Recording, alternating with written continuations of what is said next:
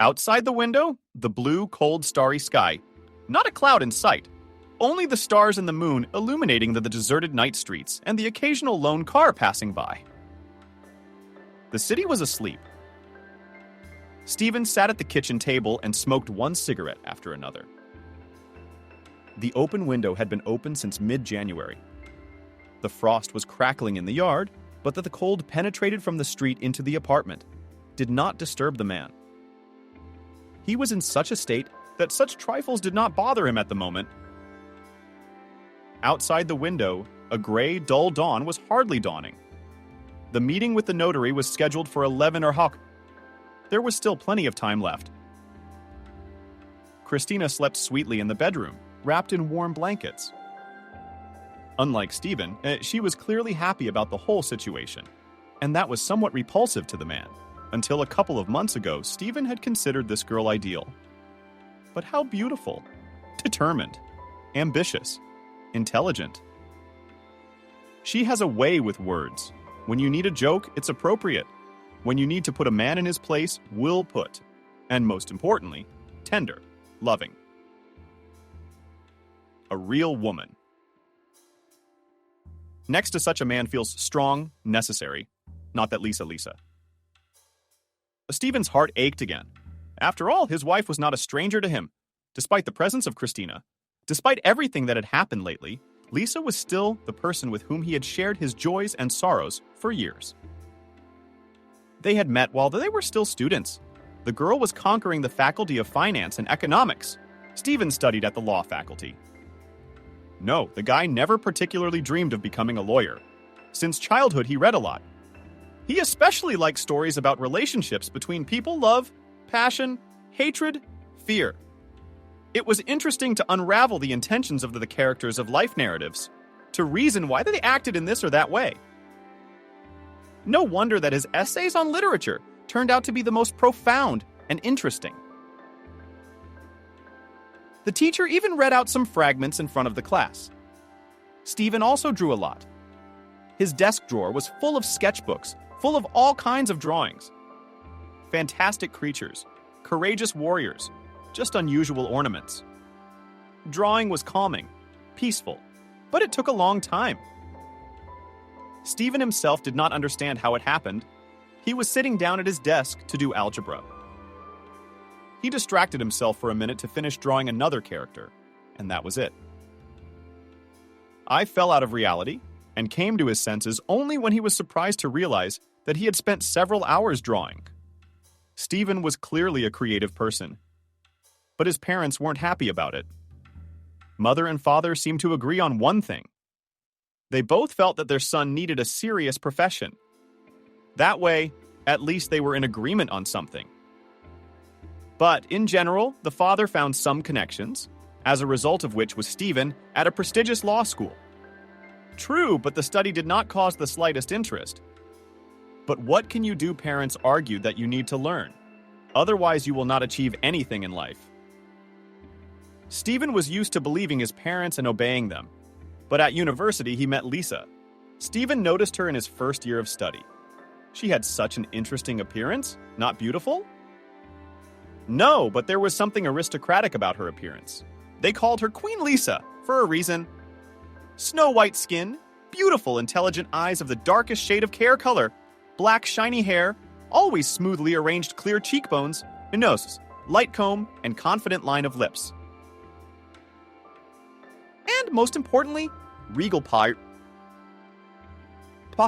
and impetuous, yet surprisingly graceful movements. Already later, Stephen learned that Lisa, as a child, attended a ballet studio, which she hated with all her soul.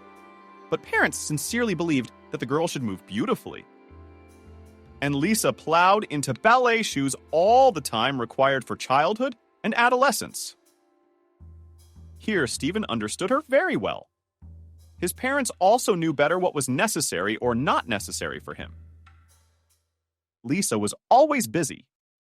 She didn't just look like a businesswoman. She was one. She participated in some competitions and conferences held at the university. She managed to work part-time. Stephen didn't know how he knew so much about this girl. She didn't notice him at all. She didn't even know about the existence of such a modest, quiet guy. But Stephen didn't. He wasn't in love with her. He was attracted to a different kind of girl back then. But for some reason, he never let Lisa out of his sight. Stephen was in his 4th year of college. It was summer weather.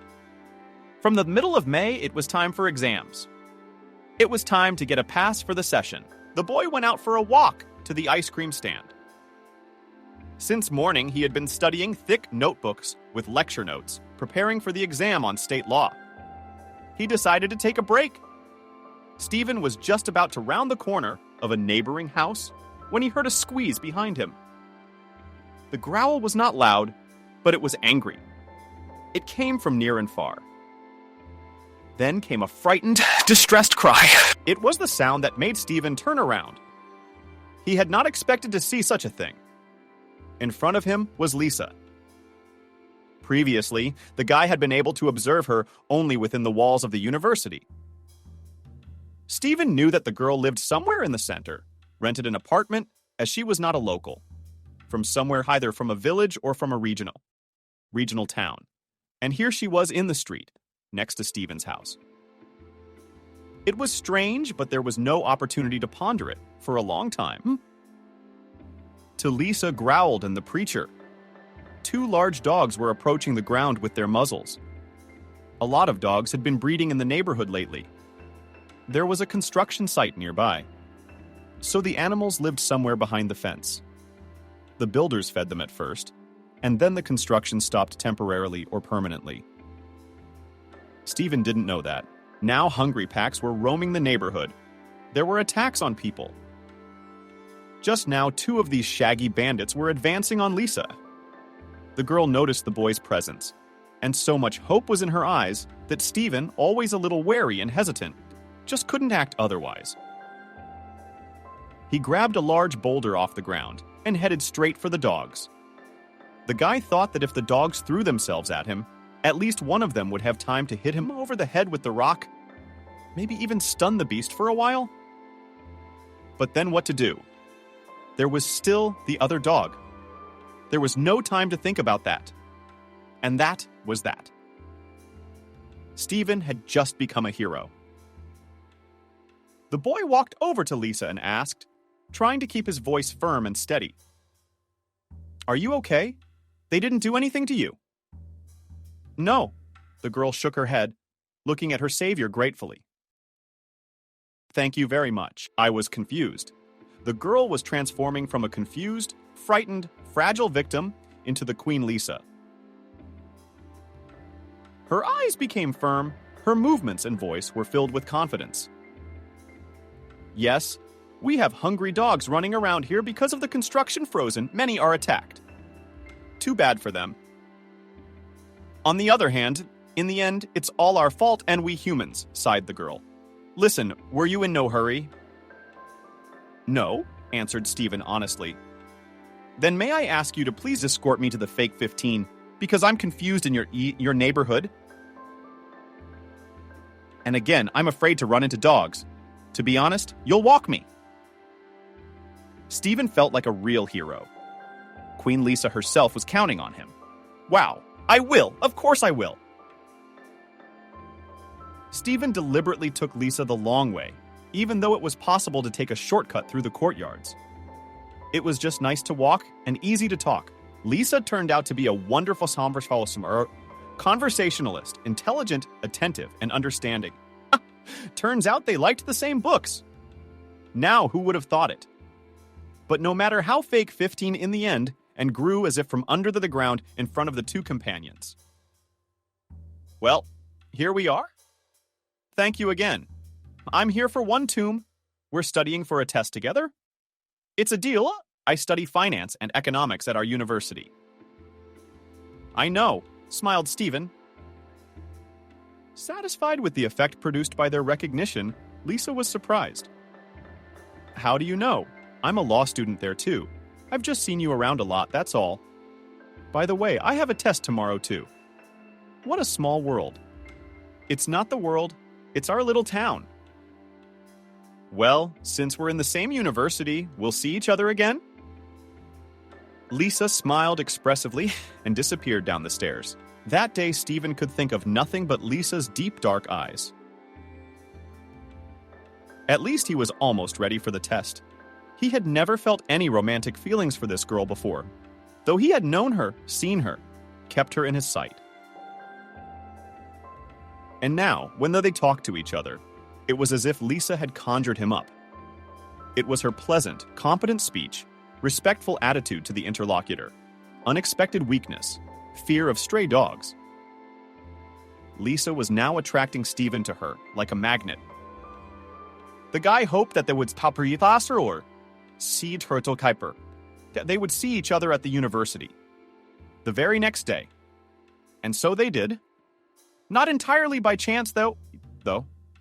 Stephen went on purpose to the floor where the economist's test was held in the auditorium. As if by accident, he passed the room where students were jostling and saw Lisa. She also noticed him, nodded at him, and even hurried to meet him. At first, Stephen and Lisa were just friends, talking a lot and going out together. They even went to the movies for movies they both looked forward to. Luckily, they had specific tastes, because it was just the two of them, with no other eyes or ears. Stephen admired Lisa, enjoyed her closeness, really wanted to take her hand, maybe even try to kiss her, but she was acting like a friend, like a buddy, and the guy was afraid of spoiling everything.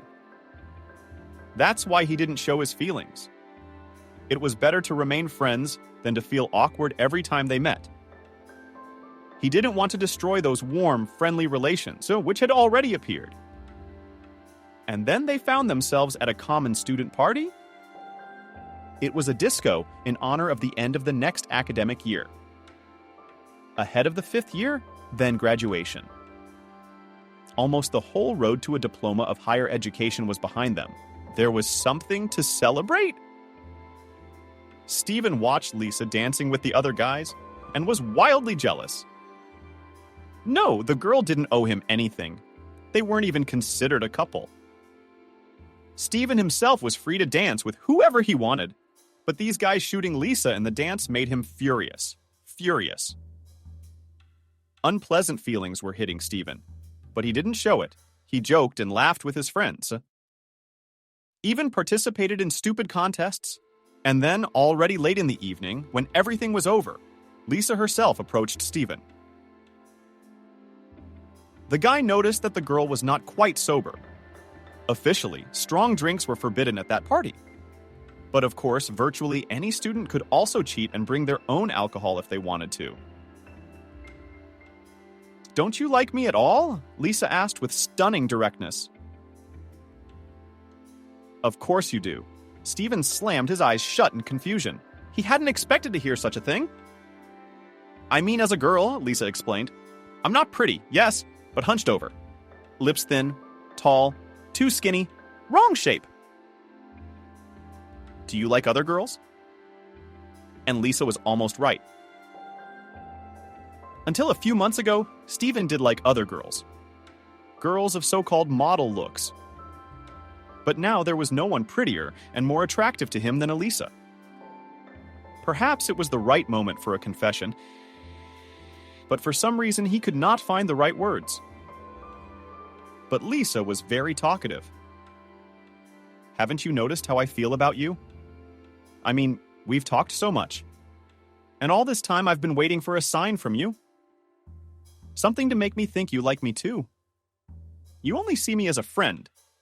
And now I've ruined everything." Stephen shook his head negatively, staring at the girl. "So be it. I'll finally tell you what I think. I fell in love, Zavodsky. In you. You know, I always thought I was in love. There were manly guys, like athletes. I tried to date a basketball player, and he was a dumb bubblehead. And everyone else I met was just as dumb. You're not. Oh, you're different. Smart, understanding, real." Stephen smiled.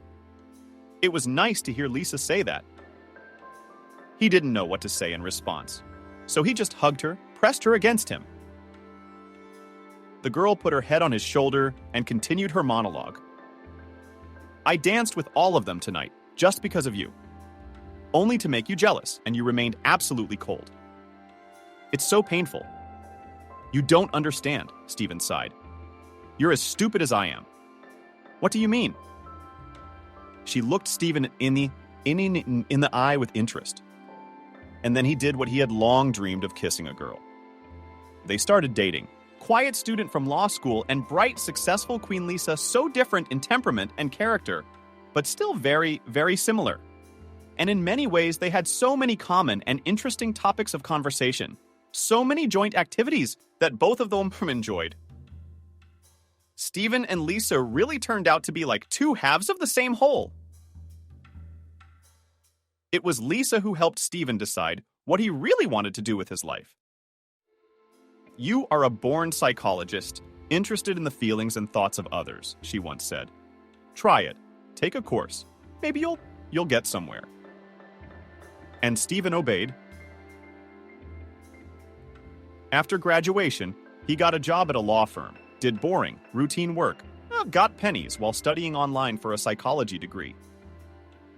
That's what he really enjoyed. He was really into it. I told you, Lisa smiled smugly. I'm almost never wrong. Lisa herself, meanwhile, was actively building her own business. She already owned an atelier. Well, this choice was not accidental. At school, Lisa always studied for A's, and only her hands were from that place, as the girl herself expressed it. The only problem she had was with the labor lessons there was to sew, and the girl had no way to do it. Lisa tried very hard, but her classmates' products were much prettier and neater. Oh, my hands are hooked, the teacher sighed over her pupil's creation. No, it's not yours. And how will you live such an inept? And I'll open my own atelier. Finished, promised the teacher Lisa. Of course, you'll marry a prince and become a millionaire?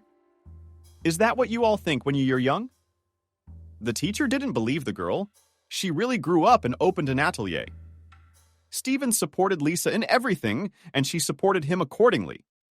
Lisa developed and expanded the atelier, and Stephen tried himself as a psychologist, began to counsel people. They lived together in a rented apartment. There was no talk of marriage. But this event in the future was implied as if by itself. And then, out of the blue, a business trip abroad. Lisa had the opportunity to take a course at a prestigious business school. But it meant a long separation. It's such an opportunity. You have no idea. Lisa shared her impressions with eyes burning with admiration. Stephen, of course, was happy for his beloved, but he was also anxious.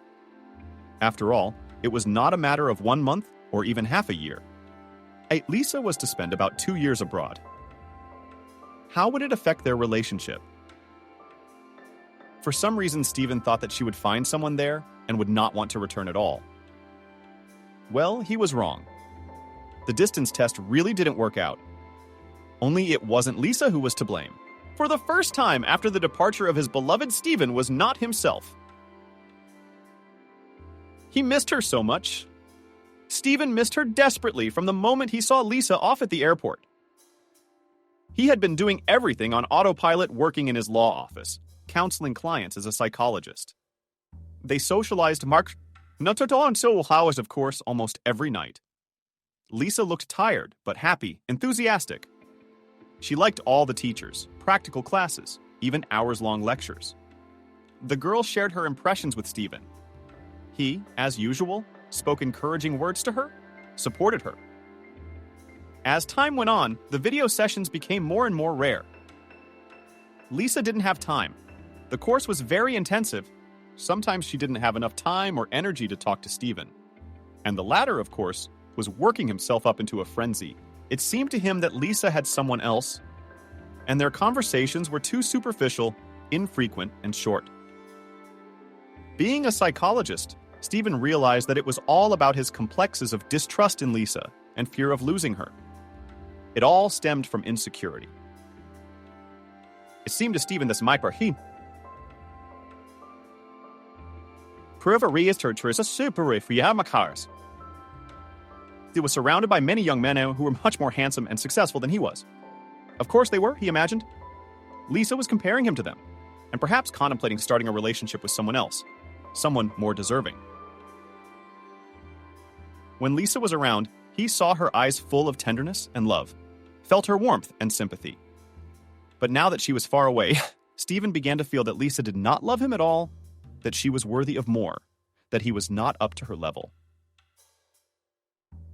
Lisa is a successful beauty who has already started her own business. While she was studying abroad, the business was run by a manager, a former classmate of the girl, the same friend on the way to which Lisa was attacked by dogs. And he was just a lowly lawyer with a salary of 3 cents and an aspiring psychologist. It was still unknown whether he would succeed in any of these fields. At that very moment in Stephen's life appeared Camille, a girl who had recently broken up with a young man and now felt broken and depressed. This is why she sought counseling. Stephen counseled online. He had clients from many different cities, but Camille happened to be his neighbor. She lived literally 2 blocks away. Stephen realized this when he saw the picture outside the window, against the background of which sat a beautiful girl. On her face stood out huge, anxious eyes of an amazing shade of violet. In addition, long brown hair, pleasant facial features. Camille was so touching, so soft and feminine. She was not at all like Lisa, who was so sure of her goal that she was used to sweeping away all obstacles in her way. Camille was 4 years younger than Stephen. She was still in her 3rd year of university for about 6 years. That is, right after graduation, Camille was dating a guy. Nothing was going to go wrong. Camille was sure that they would soon get married. Except that the young man suddenly told her that he was tired of their relationship. He was stuffy, bored. He's just bored. Guys wanted to make up for lost time, to meet with different girls, to go out with friends nights away. Turns out I felt deprived of all that because I'd been dating Camille since 9th grade. It was a blow to the girl.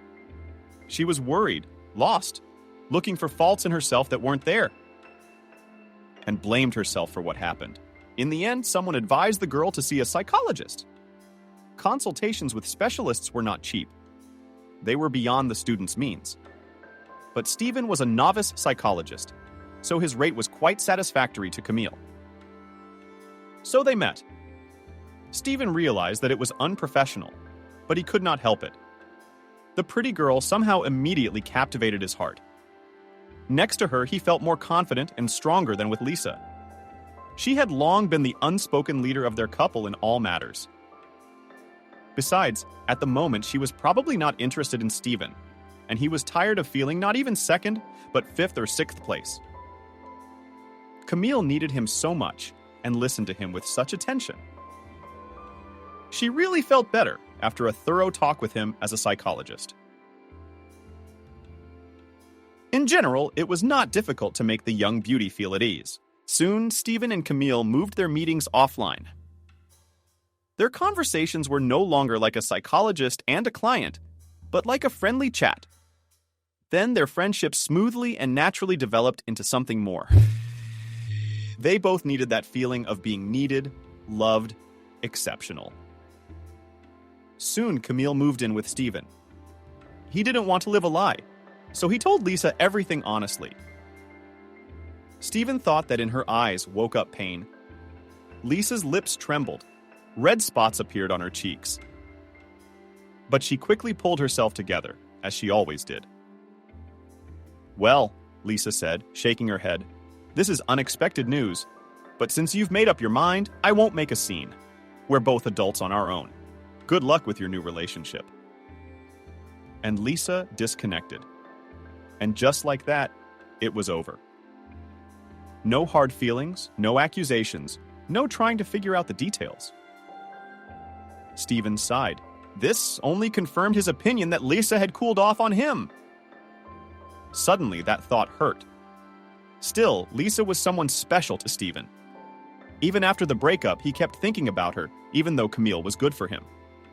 Camille seemed soft, malleable, pliable, like warm wax. She had grown up in a small country town. Her family still lived there, So there were a few patriarchal mores, a traditional upbringing, and that was its own charm. Although as a psychologist, Stephen realized that many of Camille's attitudes needed work. Camille had studied economics and had lived in a dormitory before moving in with Stephen. Her parents were not wealthy, so Camille could only rely on herself. She tried to study hard because she wanted to get an education and get on her feet.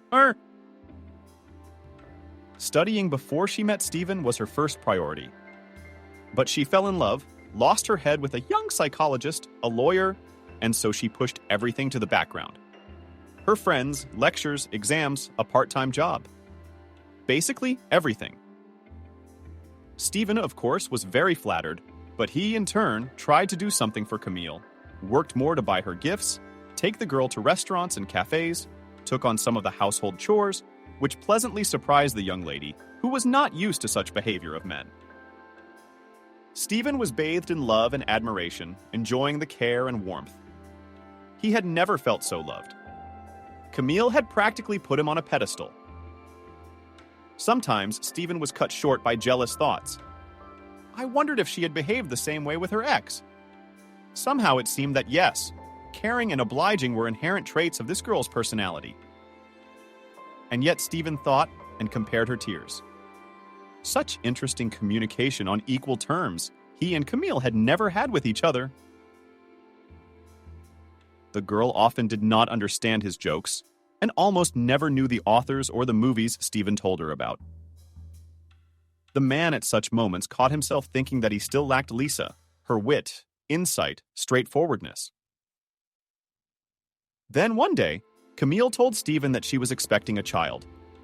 It was quite unexpected and also untimely. Camille was still a student. Stephen wasn't earning enough to support his family. He was just starting to develop. He had plans for further study, gaining new experience and knowledge. But if the baby came, the development could be put on the back burner. After all, training did not imply big earnings, and the family needs to be fed. Stephen very cautiously suggested to Camille to terminate the pregnancy. It seemed to him that this was the best solution to all problems. The girl took offense at him for the first time. First, she shouted at Stephen, which she had never done before. Then she cried. So it was hard for Stephen to look at her like that. He felt sorry for young Camille, who, of course, was also shocked by the news of her pregnancy. Don't cry, do you hear? Stephen put his arm around her shoulders. Everything will be all right. We'll be fine. You won't leave me? You won't leave us now? No, of course not. Stephen pulled the girl even tighter against him. It's a good thing she couldn't see the look on his face. Confused, upset. He didn't want this baby. He didn't want it at all. No. And in the future, Stephen saw himself as a father. Maybe even a father of many children. But at that moment, it was too soon to start a proper family. Stephen was living in a rented apartment, working at a low-paying job he didn't like. His path as a psychologist was just beginning. Yes, Camille, she was beautiful, gentle, caring. But Stephen wasn't thinking of tying his life to her. It was a pleasant, not burdensome relationship, needed by both of them the moment they met. Stephen felt as if he had fallen into the trap of decency. Raised from a young age by his mother and father, responsibility did not give him the right to abandon his own child. Camille recovered a little, and even began to enjoy the pregnancy. Stephen recruited additional clients. Now he worked from dawn to dusk. He had to prepare a safety cushion for the baby's birth. Camille and Stephen applied to the registry office. They decided not to have a big celebration. Although the bride still dreamed of a beautiful white dress and a wedding with guests and contests. She shared this with Stephen with a slight sadness in her voice. But the girl was well aware that they would need the money for the baby. Superfluous spending in their situation was unnecessary. Stephen felt inadequate again. He couldn't even fulfill his future wife's wish. Camille is a young girl. Of course she wanted to feel like a princess at her own wedding. But then she got mixed up with a poor family. so she had to make herself scarce and endure hardship from the start. Camille was very afraid to tell her parents that that's E. Boap, huror She colgerex. Tawi de basta port sauce for a hoteler, idam. You see, we were already happy that I got in. I'm the first one in the family with a higher education. I'm the first one in the family with a college degree. And now I'm going to have to drop out. Why is it okay to take in a kitten while you give birth and then you go back to school? No, I have a family now. I know what it's like. It takes up all my energy all the time. I don't want to be a flawed wife multiplied by a flawed mom. School's going to have to wait. That's why I'm afraid to tell my parents. But you have to tell them. And it's better not to delay. Kamal decided to go home on New Year's Eve. Stephen offered to go together to support her in a difficult situation. And the bride's parents probably needed to be met after all. The man was sure he would find the right words to calm down Camille's overbearing father and her mother. But the girl had other plans. No, I'd rather go there myself the first time. You don't know my dad? He can get a little hot-headed, say some nasty things to you. He can get a little handsy too. Stephen was relieved. It was up to him to offer. Camille said no. Well, she knows what to do. Let her really talk to her own people. Prepare the ground. Camille left and disappeared. There was no answer on her cell phone. Huh? Must have been a bad connection in her small hometown. Camille only had time to call from the train station to say she'd arrived. Stephen wasn't worried. Why would he be worried? Camille had come home to her family after all. Maybe her parents wouldn't be thrilled that the daughter of a student would soon give her a grandchild. But they won't kill her. They'll grumble and accept the situation. Especially since the baby's father won't give up Camille and the baby. They're getting married soon. Stephen enjoyed the solitude. It turned out he was a little tired of Camille. At one time in his life, she had been a salvation to him, pulled out the tainted, troubled thoughts. But now her worries were obligingly annoying, as was the obsessive attention of an almost puppy dog stare, and a lot of other things in general. When Camille did not arrive on the agreed day, Stephen did get worried. The girl was starting lectures, preparing for a session. She couldn't miss it all without a good reason. The girl's phone was still stubbornly silent, so Stephen went to the university where Camille was studying. Tracked down her group, talked to a few of the students. They didn't know what had happened to the other classmates. When Stephen had given up hope, a girl caught up with him in the corridor. A funny-looking girl with green eyes? Are you looking for Camille? Yes, you are, Stephen, I guess. Stephen nodded slowly at me. Nancy's her girlfriend. We're from the same town? She asked me to look you up. Well, you're the lucky one. What about Camille? Why didn't she come back? Do you know? Oh, it's a story. It's a nightmare. Camille's parents, strict. She was too much of a source of pride for them. The smartest, most promising kid in the family. They were so happy that her daughter got in. They bragged about it to everyone in town. They thought she'd become a successful economist. And then you came along and ruined all their plans. Camille's father was furious when he heard about his daughter's plans.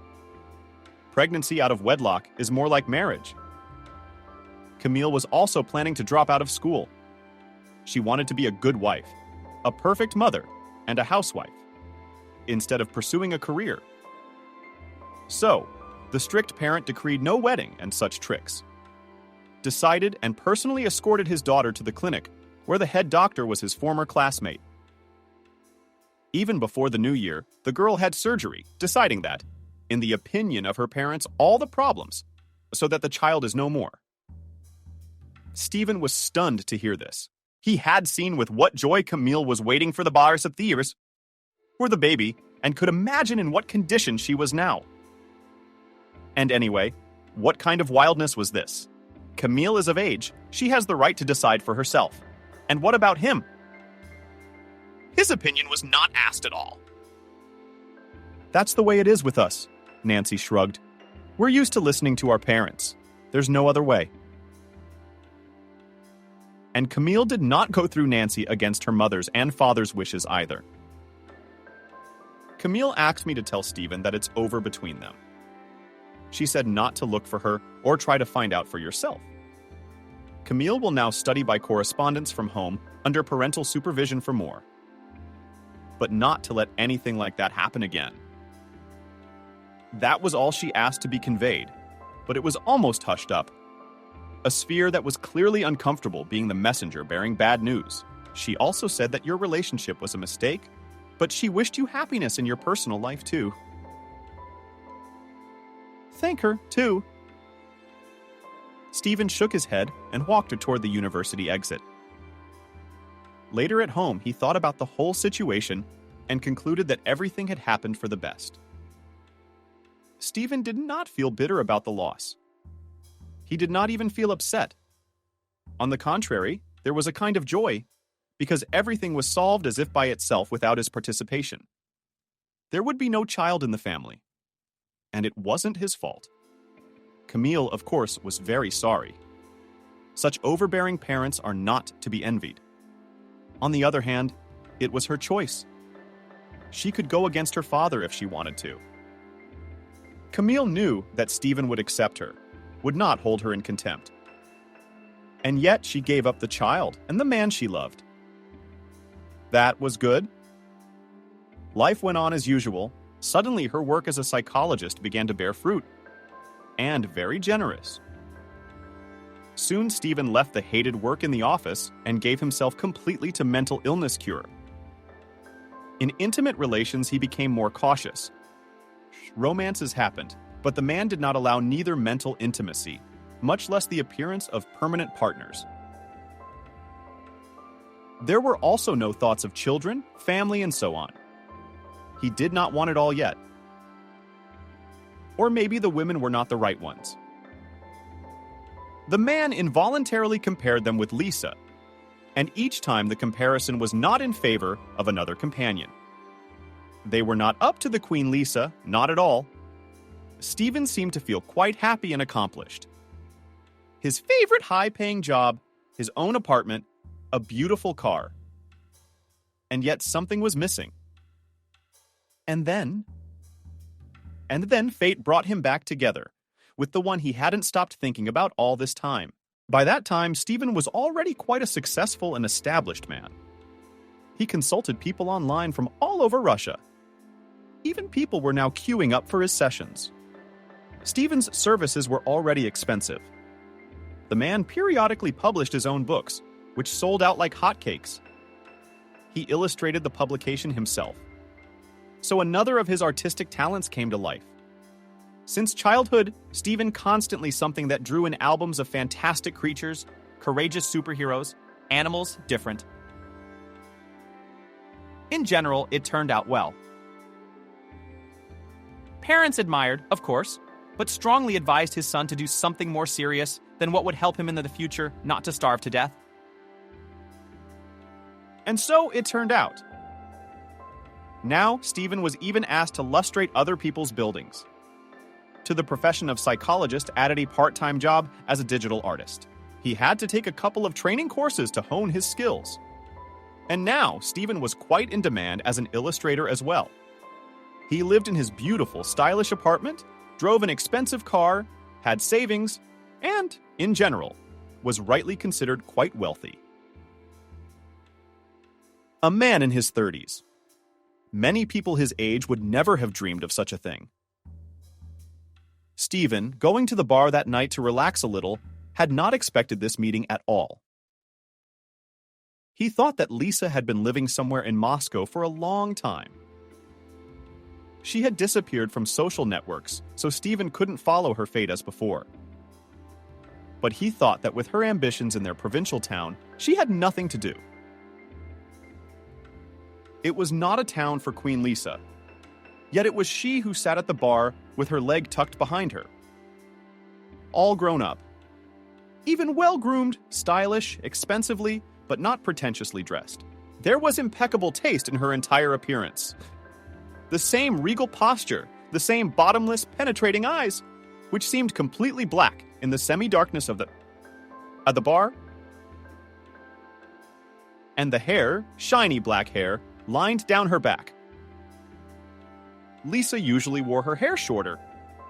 This was the first time Stephen had seen her like this. And it was a very good look for Lisa. Lisa was here with her friends.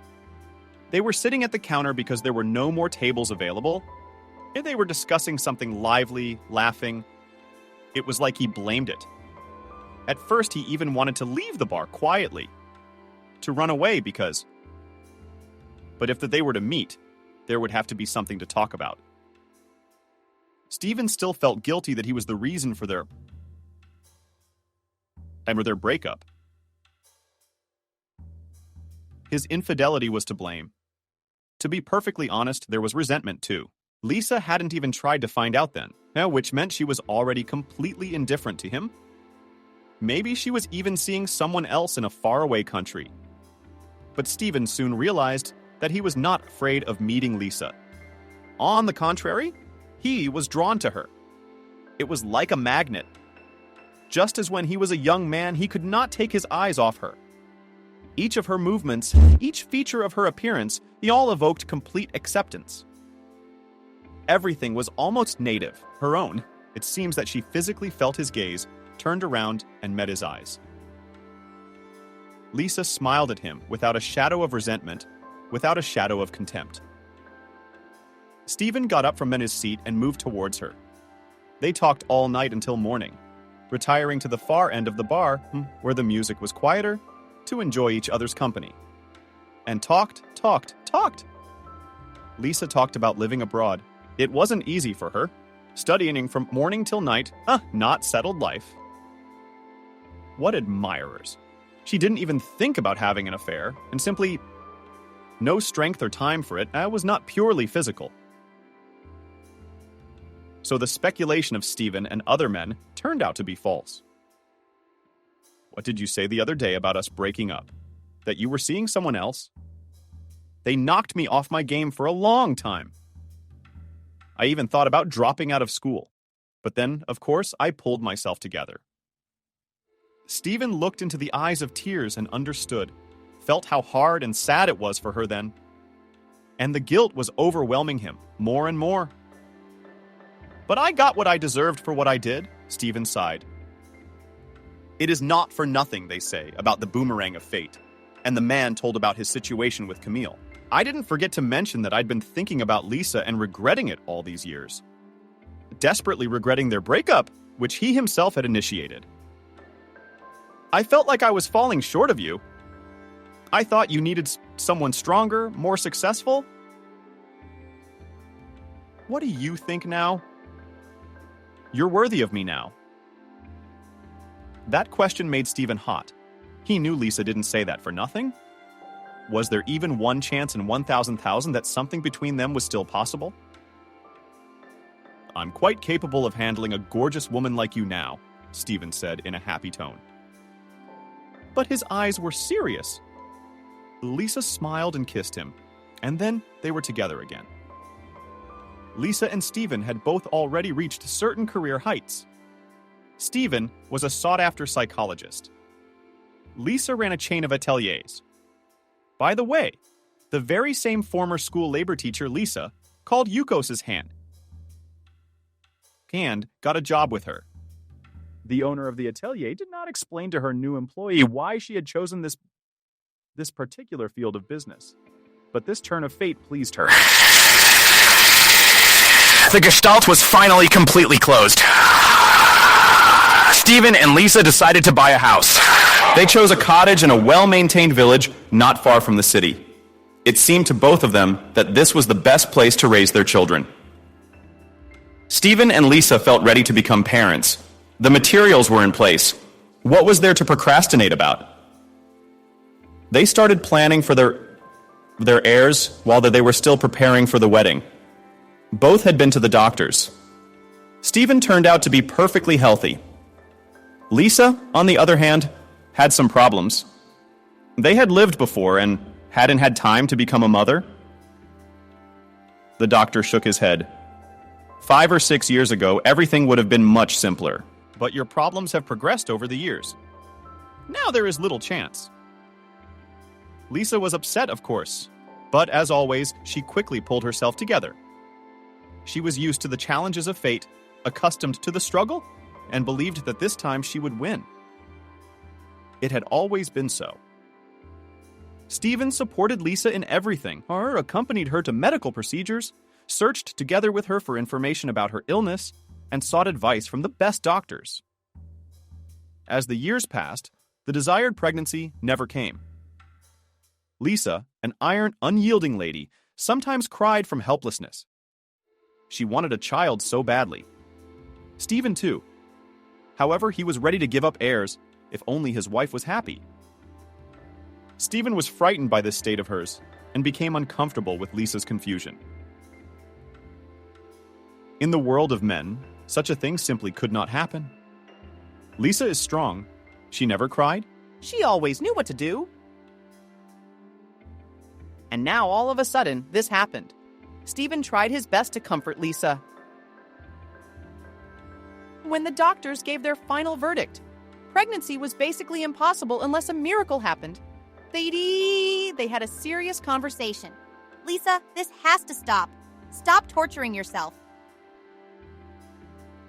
All these attempts are bad for your health and your psychological state. Stop torturing yourself. Many families live without children for their own pleasure. That's normal too. Don't you want to have a child of your own? Of course, like any other human being, I want to continue the species. It's a natural instinct, but not at such a cost. Even more, I want to live happily, and for you, my wife, to be happy too. That's my dream. Perhaps it's time for us to accept the situation. Free ourselves from unfulfilled hopes and move on with our lives. Stephen, I absolutely want a child. You're a man, you probably wouldn't understand. But if this is the way things are, what can I do? All we can do is accept it. Don't worry, I'll help you. No, Lisa said firmly. There are other ways to become parents. I've been looking at orphanage websites regularly lately. You don't realize how many orphans are left in the maternity hospital, and then the children are left without parents. Is there a boy? No. Stephen immediately responded, there is definitely no reception. The man understood perfectly well what Lisa was getting at with the foster child, the offspring of an unknown person. Stephen had a clear prejudice against adoption. Growing up, his neighbors Kathy, his uncle Kevin, nice people, kind, smiling. They were always friendly to the local kids, gave them candy and let them play with their dog, and even took an interest in the neighborhood kids. That was especially nice, by the way. Unfortunately, they had no children of their own. Stephen's mother and other neighbors often sighed about it. What good parents would have turned out of Serioga's molding? But God didn't give them children. It's a pity.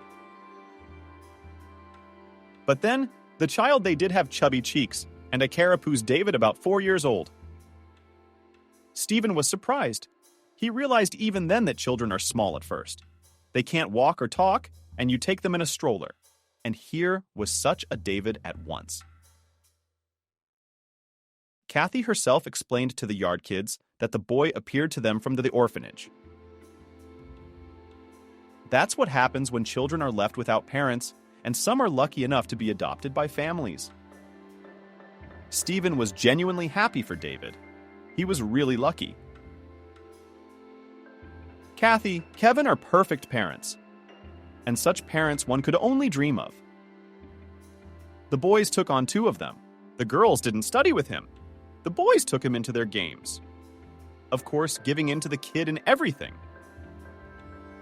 At first, everyone seemed to like David, and then the kid began to grow up and began to show qualities that at first simply caused rejection, and then grew into something terrible, ugly, unimaginable. Simply put, David became a monster. In 1st grade, he started smoking. That's when he was first caught stealing. David did not want to sit quietly in class, hit and called children names, walked around the classroom instead of sitting at his desk. The teacher couldn't do anything about it.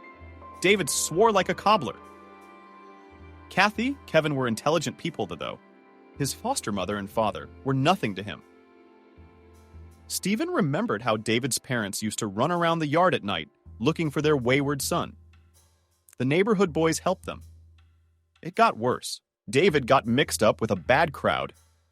He skipped school, he smoked, even started drinking when he was just a 5th grader. He was a vagrant. Adults often discussed the situation, and everyone agreed that it was all the genes' fault. Kathy, Kevis presented themselves in neighborhood conversations as innocent martyrs who had taken on such a burden for nothing. They were really good parents, loving. David did a lot with him, but the power of genes trumped all their efforts. It took its toll. Even then, Stephen realized that blood is not water, and that even the most correct upbringing could not always correct the code, which was written by nature for generations. David soon found himself in a juvenile detention center, maiming someone in a street fight. Kathy, Uncle Kevin tried to buy him out, even sold the apartment. They bought a tiny old house on the outskirts of town and moved there. Stephen didn't know what happened to their family next, but assumed that nothing good could happen there, unless Kathy, Uncle Kevin, finally got rid of David. And now that Lisa had started a conversation about foster children, Stephen, of course, remembered his neighbor, David. No, this was not an option he was willing to accept. Lisa did not fully accept his choice. His wife periodically tried to change Stephen's mind, gave seemingly reasonable arguments, told about positive examples. Only Stephen was adamant. He didn't want him and Lisa, happy, beautiful, and healthy people, to become like Kevin and Kathy, as thin, pale, and wooden. Well, no, Lisa seemed to settle down over time. She found her purpose in something else. The woman now traveled to orphanages and helped poor, destitute children. It was charity. In one orphanage, she set up a playroom, in another, a playground. In other words, Lisa tried to identify problems in this or that institution and solved them. Somewhere there were not enough babysitters. Somewhere the roof leaked. Somewhere the children wore old, no longer fashionable suits. Lisa not only closed the first priority problems of orphanages, but also did something more. She organized circles and sections in the orphanages so that the orphans could find themselves, show their talents, and organized fancy holidays for the children. Lisa had some like-minded people, too. The woman felt almost happy. Even though she had no children of her own, she gave joy and warmth to 1,000 disadvantaged children. The media wrote about her activities, filmed reports. Stephen was happy for his wife. Finally, she found herself, realized her maternal instinct. He thought that this was an interesting way to have fun. Sometimes it's good for everyone. The man himself sometimes took part in her actions. And now he called his spouse nothing but a good fairy and a lesbian. Lisa laughed and said that she liked the former title of queen better. No, there was still something of the former cold, unbending Queen Lisa in her. And yet her consort had changed a lot. Much softer, more tolerant, calmer. She often shared her thoughts with Stephen about the babies. It was evident that her heart ached for each of them. But fortunately, Lisa never spoke of adopting a child again. Stephen felt that his life was now predetermined for many years to come. But fate threw him a test again, which he again failed miserably. Christina is one of his assistants. She acted as his secretary. A young, dazzlingly beautiful woman, like a photo model from the cover of a glossy magazine. Stephen didn't realize how it happened. He and his team were celebrating another successful project. Lisa wasn't at the restaurant. She had just left for another city on business. Christina had asked the chief to dance. Stephen saw her huge mermaid eyes for the first time. So close. They looked like two green ones. Somebody's eyes were just amazing. And Stephen couldn't resist. How was it even possible to be sympathetic to a beauty like that? They went to a rented apartment and spent the night. In the morning, Stephen did not regret anything, strangely enough. On the contrary, he felt happy next to a beautiful woman. In general, they became lovers. Christina was just perfect. Beautiful, undemanding, passionate. She understood that their relationship was a secret, and she didn't seem to have any pretensions at first. And then began to talk about love, the development of the novel, and even divorce. Stephen didn't understand himself. He was physically attracted to Christina. He was blown away by the sight of her green eyes, her slightly hoarse voice odor, her light blonde hair. But at the same time, Lisa was still his own person in spirit. Stephen, being a psychologist, could not make sense of herself. Is it really possible? He fell in love with two women at once. All in all, it was a difficult time for Stephen. Now he felt guilty in front of both of them, his legal spouse and Christina. A decision had to be made, but how to do it so as not to regret it? And then Christina pulled a trump card out of her sleeve. Think about it. I'll give you our baby, our own baby. Lisa won't be able to do it, but I can be a father. Stephen thought about it. Indeed, with Christina, they could have a strong, full-fledged family. But it would be hard to leave Lisa too. She is dear, her own, faithful, reliable. You can't betray her, and yet the decision is ripe. Stephen chose Christina. He planned to remain on friendly terms with Lisa. But the man did not dare to voice his decision in the presence of his wife, and Christina pressed, insisted. She could be understood. She wanted certainty. Stephen was still delaying, and once again fate intervened for the umpteenth time. Something happened that Stephen had never expected. One day, Lisa said that their Ray needed to have a serious talk. The conversation took place in the evening in the living room of a house too spacious for a family of two. Stephen was nervous. He felt that Lisa had found out everything about him and Christina and would start asking him uncomfortable questions head-on. On the one hand, that would be even better. At least things would finally be resolved. On the other hand, I wanted to present the situation to Lisa in a different way. I have bad news for you, Lisa began. Stephen tensed. This was it. It was starting. Only next, his wife told him something that made his worries about revealing his affair with Christina seem like nonsense. I'm sick, and very sick.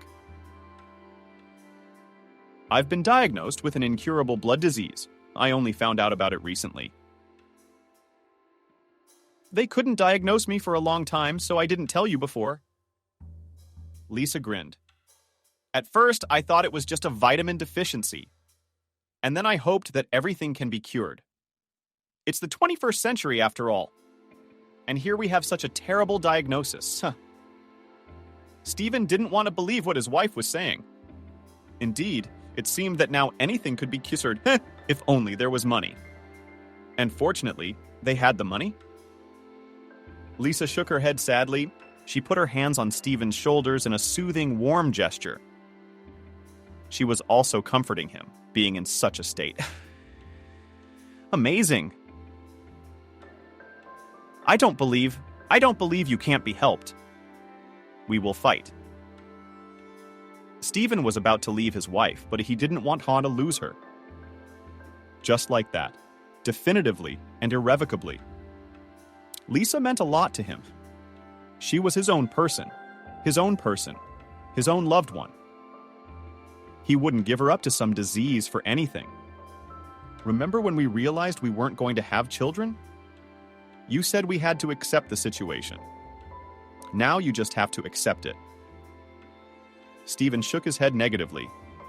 It wasn't the same. And again, the analysis of clinics, consultations with medical luminaries from all over the planet. Only now, the fight was not for the dream of having a baby, but for Lisa's life. Stephen was not about to give up. He studied dozens of 1,000 pages of information about his wife's disease, and now he understood the situation better. Yes, the disease was indeed very insidious and dangerous. Most patients after diagnosis died within a year, but there were exceptions and cases of miraculous cures. And that's exactly what Stephen was hoping for. Of course, he didn't say anything to Lisa. I don't want to bring bad news to a man in his condition. Christina agreed with Stephen's decision. She said she was willing to wait until the situation with Lisa was resolved one way or another. Christina was even supportive of Stephen. She saw that he was going through a very difficult time. She knew Lisa meant a lot to him, but she wasn't jealous. The perfect life partner. Lisa was getting worse. Despite intensive treatment, she slowly faded away. Stephen cared for her, never leaving her side during her last days. It was hard to realize that the battle was lost. The man could not accept it. But it was as if she had accepted the situation, even calmed down. The woman quite consciously enjoyed every day, realizing that there was not much left. She met with friends, visited, as long as she had the strength. Beautiful, favorite places. Stephen tried to accompany his wife everywhere, but he had a job. And Christina needed some attention. Sometimes, however, Lisa asked him to leave her alone. Well, they talked a lot during that period. I am grateful to fate that in my life there is a man like you, smiled the woman's spouse. You always understood me like no one else, felt my soul. Stephen smiled, squeezed his spouse's hand, and felt guilty again. It was good that she didn't know about Christina after all. What luck that he didn't have time to reveal his cards in front of his wife. All she needed was a negative experience at such a difficult time. I think about it sometimes too.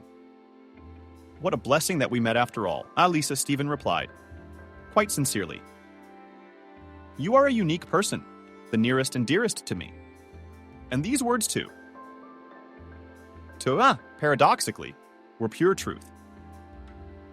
Stephen understood perfectly well that he was losing a dear person, a close friend, and there would be no warmer and deeper relationship in his life. Lisa left at dawn in her sleep, quietly and peacefully. An easy end, as many said afterward. A nurse was in the room with her. It was her frightened cry that woke Stephen, and he knew it all at once. The ambulance, the police, filling out paperwork, preparing to say goodbye. It was all happening in a blur. Stephen couldn't accept the fact that Lisa was gone. Not at all, not anywhere. Where could it all suddenly disappear to? Her sharp mind, her love of children, her determination, her courage, how could this have happened? Stephen was supported by Christina in that difficult moment. She honestly tried to reassure the man. But Christina had never felt him as subtly As Lisa did. She said things that hurt the man even more. It's all for the best. At least she didn't have any pain now. And the situation worked itself out. You didn't even have to tell her anything. Stephen just shook his head. How could losing someone like Lisa be for the best for Turu?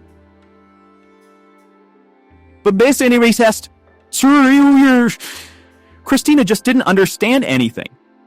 There were even words like, think about it. You get everything now. You had no children, so you're the sole heir. And in a divorce, you'd have to split everything in half. Stephen looked at Christina so that she immediately realized what a terrible foolishness he had said. The girl tried to remedy the situation. I mean, she was sick anyway.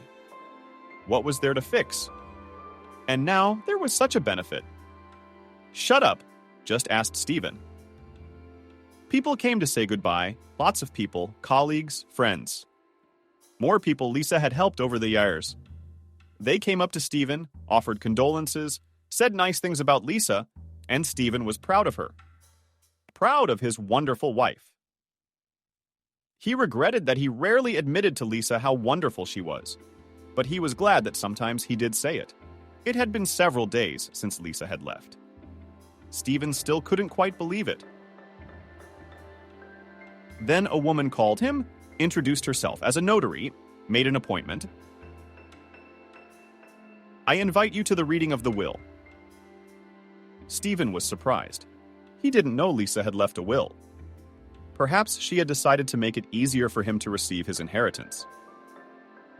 Everything was taken care of before Christina volunteered to go with Stephen. I think it would look inappropriate if I came with you. No, on the contrary. You're in such a state right now. You need support. Stephen nodded. She was probably right. He'd better not sit down for a role in a situation like this. And he couldn't keep anything in his head. It would be good to have a more sensible person around.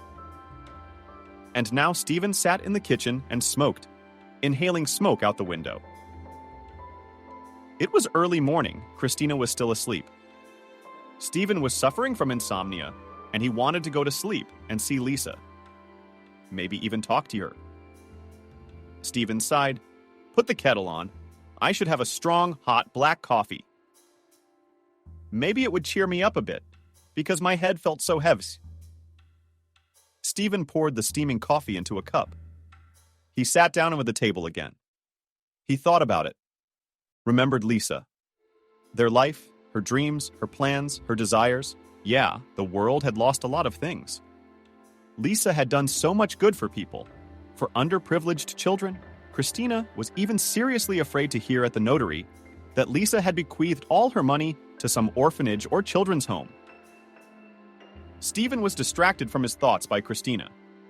She flew into the kitchen, anxious, a little shot, but still unrealistically beautiful. We're late, the girl announced in a voice trembling with excitement. I overslept. And why are you sitting here like a statue? Stephen, as if out of a daze, slammed the long-cooled coffee and began to pack. They still managed to get to the office on time, when there were still 5 minutes before the meeting with the notary. Luckily, there were no traffic jams or accidents on the way. Christina looked luxurious, even too luxurious for such an occasion. Tight dark gray dress emphasized the graceful curves of her figure. Her light blonde hair was beautifully built across her fragile shoulders. But at such a moment, Stephen was not to admire his companion. He wanted to go back 5 years or so, when neither Lisa nor Christina had been in his life. Let's hoof it. Christina turned around on the porch,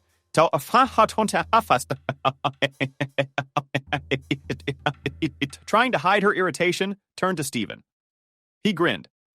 He understood his mistress was eager to find out what he had inherited from Lisa. It was a little unpleasant when they entered the notary's office.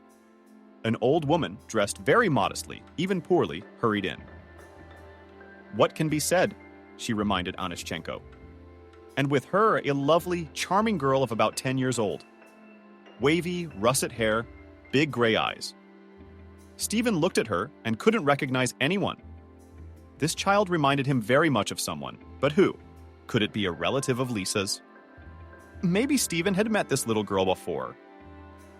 Just in case, the man politely and kindly said hello to both the grandmother and her granddaughter.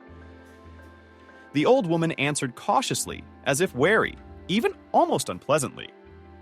But the girl smiled broadly at Stephen. That made him feel a little lighter at once. Christina looked at the old woman and the girl as if that they were disgusting spiders in a jar. She obviously didn't expect to see them here. Have a seat, smiled the female notary, dressed in an elegant pantsuit. Everyone present followed her advice. I thought only the deceased's loved ones would be here. Raising her thin eyebrows, Christina said, Those who appear in the will. They are! Nodded the notary. Christina's eyebrows rose even higher. Whether from surprise or indignation, she again left the old woman and the girl with a contemptuous glance. Are we expecting anyone else? Asked Christina, putting her foot on her leg. No, everyone is here now. The notary behaved professionally and did not react to the negativity of the cranky visitor.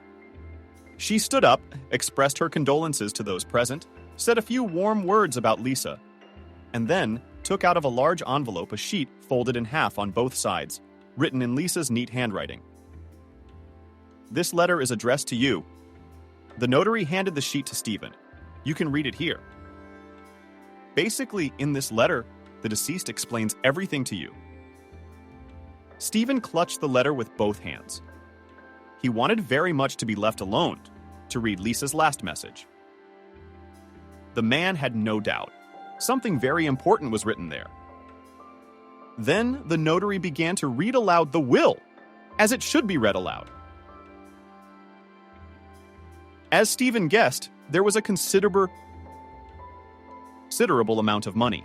Lisa had also bequeathed to a foundation that supported orphans. Christina. Chagrined, Levi wrinkled his nose when he heard the size of this transfer. But Stephen got all the real estate, cars, and even a business. The man, however, had no idea what he was going to do with a chain of ateliers. He never really got into his wife's business, but it seemed that this business was already quite well-tuned mechanism. It worked like clockwork by itself. Lisa had managed to adjust the mechanism of the company in such a way that everything functioned without her direct participation and control. Then the notary said something that made Christina jump in her seat. A large sum of money Lisa had bequeathed to the girl, Jenna. The same girl who sat across from Stephen with her elderly grandmother. Jenna paid no attention to the amount. She was too young to realize how much money it was. But the old lady realized everything. She shuddered, turned pale, then she even turned blotchy. The attentive female notary immediately offered the agitated visitor a glass of water. Who are these people anyway? Christina was indignant. We don't know them. Are they her relatives? Obviously, they are not first cousins. Otherwise, the deceased's husband would have known them. What's going on? It's all done according to the law, the notary answered. It's the will of the deceased. A person can name whoever they want in the will. It doesn't have to be relatives. Who are you? Christina addressed the old woman directly. Don't get your hopes up. You'll get nothing. I'll prove that Lisa was incapacitated when she signed the will. She's a sick person. You must have taken advantage of her condition. Jenna didn't look at Christina with fear. No, more like disappointment. Stephen noticed that at the beginning of the meeting, the girl had admired Christina. So, well, of course, such a beauty. Just a photo model.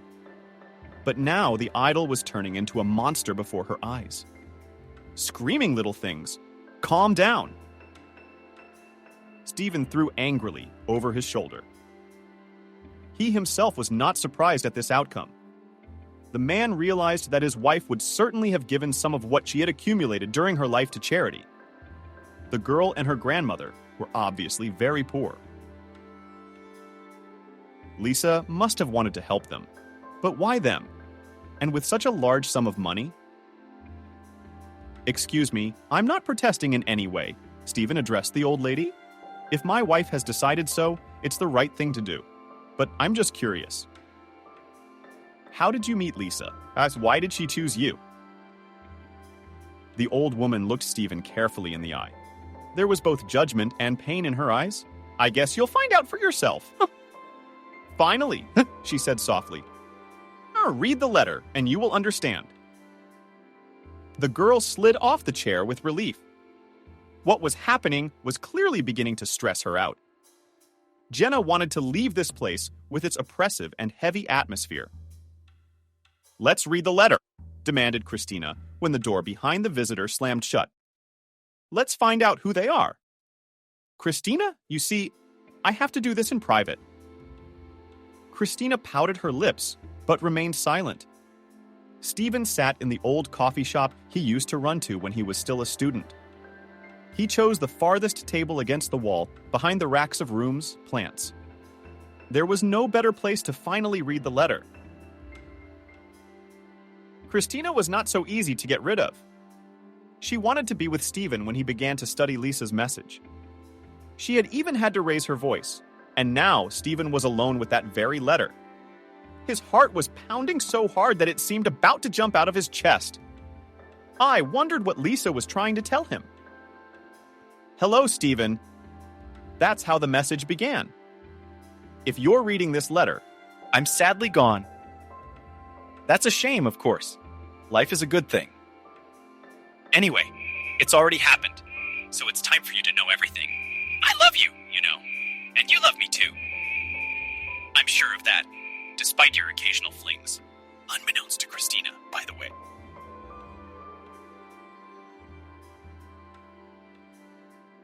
I wish I could have seen her face when she heard the amounts and to whom I bequeathed. It must have been fun. It was.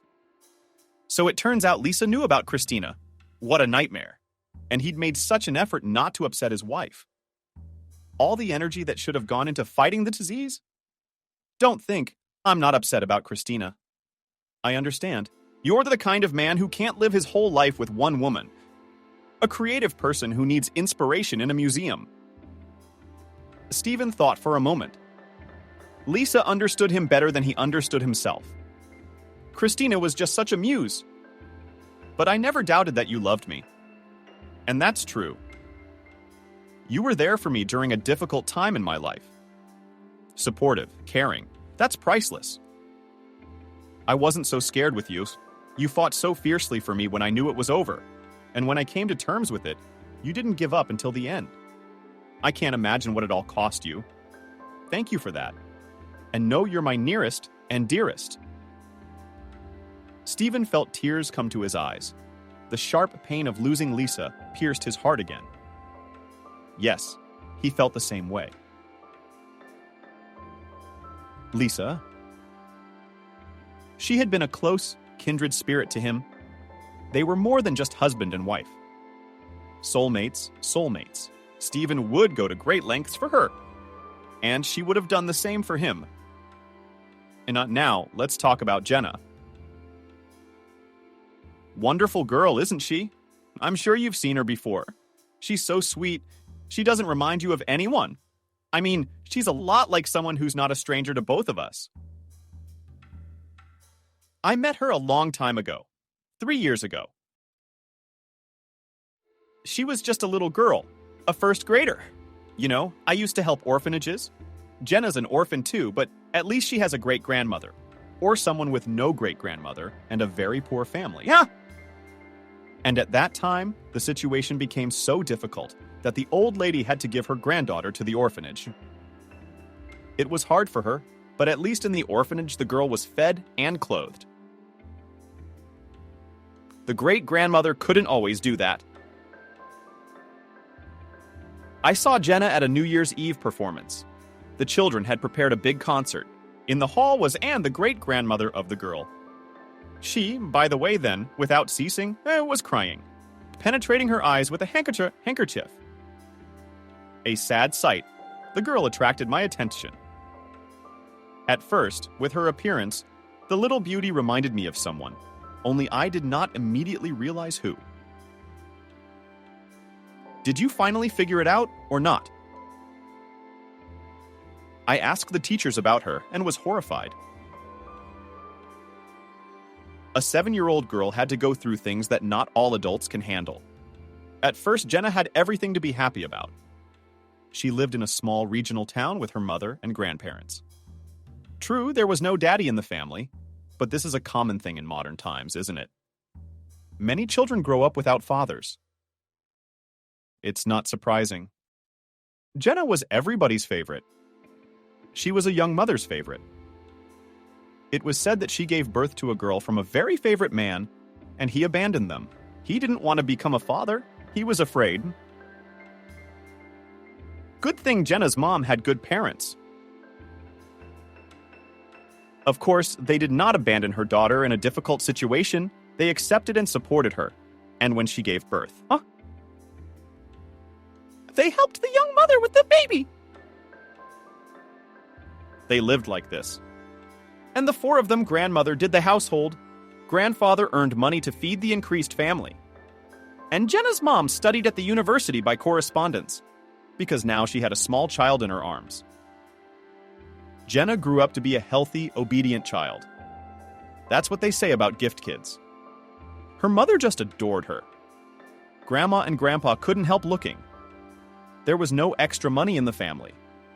But the adults spoiled Jenna as much as they could. Jenna's mother had a dream to go to the sea with her daughter, to show her high waves, to walk along the coast, to breathe fresh sea air.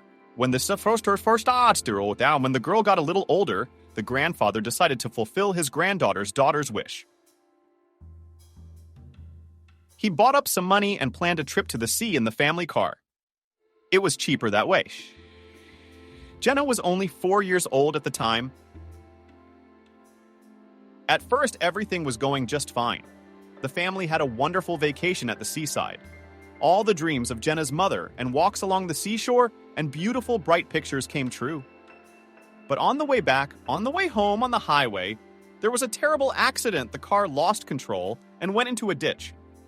Having returned several times before, the reason was established later. It turned out that my grandfather had a heart attack right behind the wheel. Long trip, heat, abundance of impressions, abrupt change of climate, many factors came together. The driver himself was almost unhurt, but he was not taken to the hospital. The cause of death was that very heart attack. His wife died on the spot from her injuries, and the daughter. Jenna's mother was taken to the hospital, but the condition of the young woman was very severe. She was placed in intensive care. And what happened to the youngest passenger? It was a miracle. But she got off very lightly. A couple of abrasions and a fright, but not a light fright.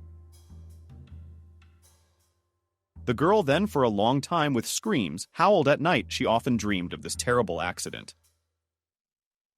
The little girl was taken to her only close relative, great-grandmother Jenna. She had lost her son-in-law and daughter in the accident. Her granddaughter was lying in the hospital dying. But the old woman took herself in hand for the sake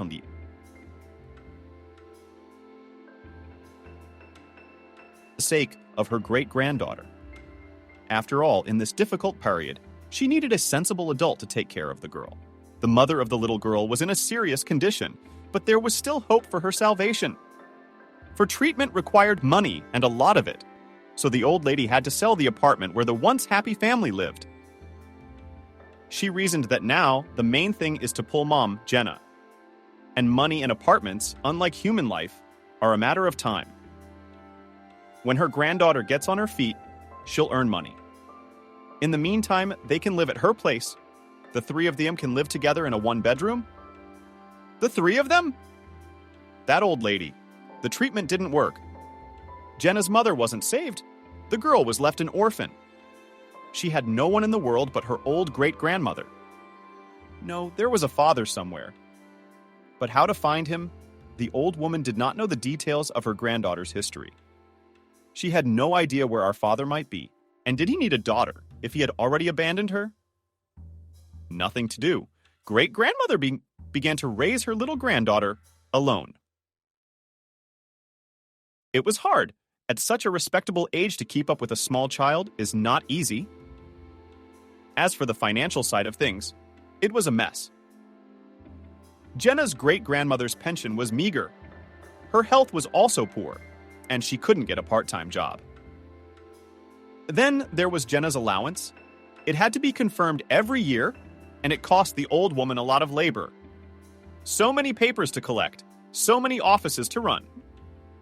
But the old woman collected, so that her great-granddaughter had at least this minimum allowance. And the old woman and the girl seemed to live poorly, saving on everything. They were already suffering, but they kept afloat. And then it was time for Jenna to go to school.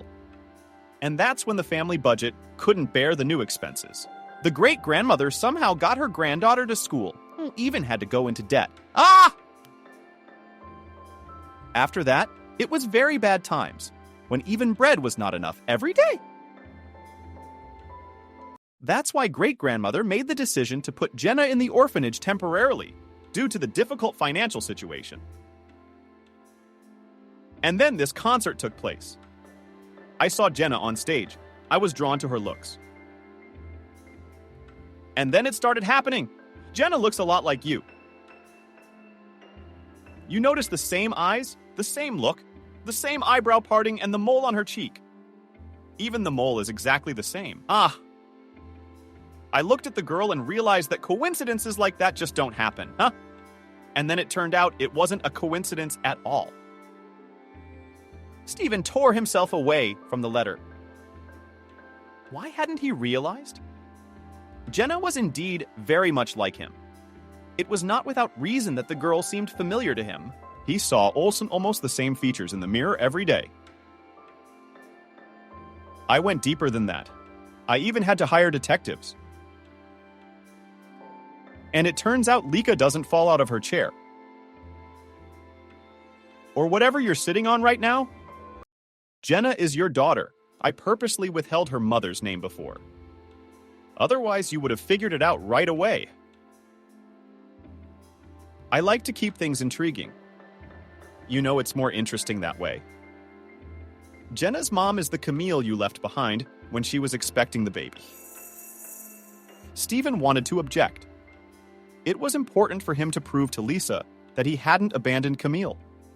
It was the circumstances. It was her parents who had decided everything for them, sending their daughter to terminate the pregnancy so that she could study and build a career. And Stephen was ready to get married. They even had time to apply to the registry office. Did Lisa leave thinking her spouse was such a mean person? That's what Jenna's great-grandmother told me. That you left pregnant Camille. Scared, didn't want to be a father, didn't want the responsibility. I immediately thought there was something wrong with that. And of course, I dug deeper again. I found out that you applied to the registry office, but the wedding didn't happen. Then I tracked down Camille's best friend. She told me. The girl's father was against the wedding. He did send his daughter to the hospital at first, but it turned out there was nothing to be done. The deadline had passed. Camille seemed very fond of you, and she begged her parents to let her be your wife, especially since you had already applied. But my father was adamant. He felt that as a wife and mother, his daughter would never graduate, and so Camille Lemel gives birth, lives with her parents, they help with the baby, she finishes her studies, builds her career, and then does what she wants. Except it all came out that way later. Camille. Yeah, she studied, sure, but the accident happened shortly after she got her degree. Who knows? Maybe if she'd stayed alive, she would have found you sooner. That's probably what would have happened. But Jenna's great-grandmother was simply unaware of who the girl's father was. So she couldn't find you if she wanted to. That's the story. If it hadn't been for chance, Jenna would still be fatherless. Now, I hope you understand why I left Jenna such a large inheritance. She's your daughter. I had to help that girl. But I didn't just help Jenna with money, I think. I gave her something far more valuable. I found a girl, a father. I know how you long for a child, a baby of your own. And here is a ready-made daughter, grown up, interesting, with her own opinions and character. She is a wonderful Stephen, huh? And she needs you very, very much. And you need her? Just do me a favor. Not making Christina the girl's stepmother will make her life a nightmare. Find someone else. Like a clearer and more understanding woman. You deserve better than that. I believe you're the closest thing you have to family. Get back together and live happily ever after. I wish I could be there for you. Love you and kisses. Stephen finished reading and only then noticed that his hands were trembling slightly. As a postscript, Lisa had left a link to the DNA test, which, as it turned out, this amazing woman had managed to conduct in secret from her husband. Stephen did not doubt the result of this research. There was a light breeze blowing from the sea, and it was too cold for swimming, but it was a pleasure to walk along the shore in such weather. Stephen walked along the sand, holding his daughter's hand. It was hard to get used to, but how nice it was to tell someone, "This is my daughter Jenna." Stephen had missed so many years of potential interaction with his daughter. Now it's catching up. They talked a lot, traveled a lot, talked about everything in the world. Stephen felt absolutely happy, and he knew very well who he had to thank for this happiness. Lisa. Amazing, unique, intelligent, sensitive goodness. Sometimes Stephen looked at the ski for a long time. Sometimes he had the same dream. They met Lisa in what he thought was a garden of paradise. They were reclining in soft armchairs. There were blossoming trees all around them. Birds were singing, and they were having a leisurely, intimate conversation when it came to talking about him with our Lisa, looking at him affectionately and approvingly with a peaceful smile.